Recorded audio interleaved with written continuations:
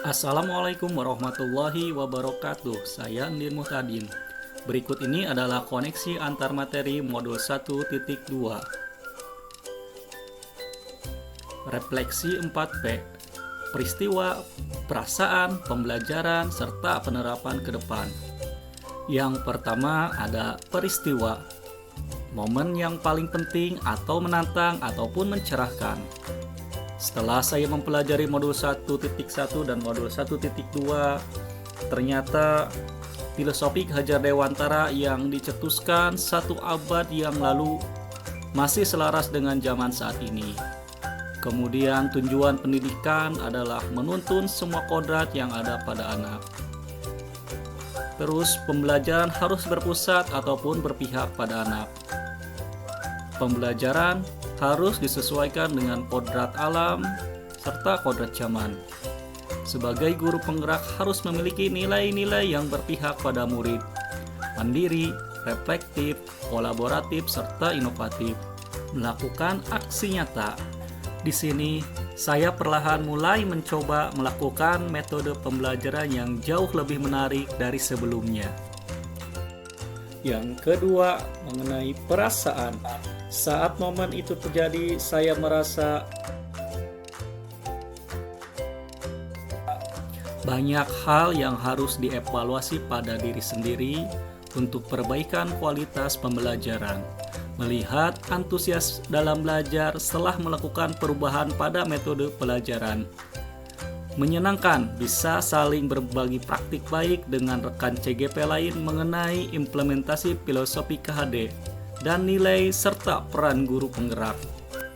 Saya sangat bahagia menjadi CGP karena bisa bertemu guru-guru hebat dari berbagai latar belakang pendidikan, wilayah, dan tingkatan sekolah.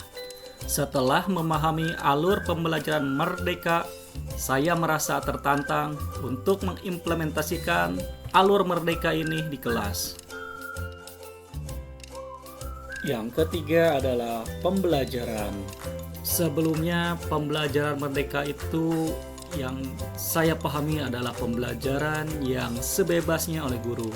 Tetapi setelah saya belajar modul 1.1 dan .2, saya paham bahwa konteks pembelajaran alur Merdeka dari metode LMS CGP ini seperti apa. Sebelumnya saya berasumsi peserta didik itu sama, jadi pembelajaran itu disamaratakan. Setelah belajar modul ini, bahwa peserta didik berbeda dan harus diperlakukan berbeda pula. Sebelum saya belajar modul ini, saya merasa cukup dengan metode pembelajaran yang saya miliki.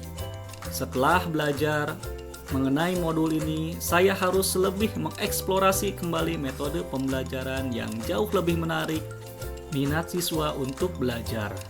Kemudian sebelumnya bahwa guru penggerak saya pikir hanya untuk melakukan perubahan di kelas saja. Ternyata setelah saya memahami modul ini bahwa guru penggerak itu adalah untuk perubahan tidak hanya di kelas tetapi seluruh lingkungan dan unsur sekolah, termasuk menjadi coach bagi guru lain, mendorong kolaborasi, mewujudkan kepemimpinan murid atau student agency, kemudian menggerakkan komunitas praktisi. Banyak hal yang saya pelajari dari modul 1.1 dan 1.2. Yang keempat adalah penerapan ke depan. Apa pengembangan diri yang sederhana, konkret, dan rutin yang dapat saya lakukan sendiri dari sekarang untuk membantu menguatkan nilai-nilai dan peran saya sebagai seorang guru penggerak. Yang pertama adalah tidak merasa puas dan terus belajar untuk melakukan perbaikan dalam pembelajaran yang berpihak kepada murid dan pembelajaran yang menarik. Yang kedua, selalu menyelaraskan diri dengan perubahan zaman. Yang ketiga, mau mendengarkan kritik dan saran dari pihak manapun untuk perbaikan diri dan kualitas pembelajaran. Yang keempat, membangun hubungan kerjasama yang baik dengan seluruh unsur dunia pendidikan. Yang kelima, bisa menjadi coach bagi guru lain yang membutuhkan dan perlu dorongan ide mengenai pembelajaran di sekolah.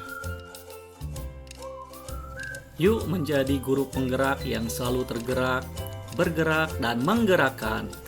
Jangan malas bergerak. Salam guru penggerak. Terima kasih.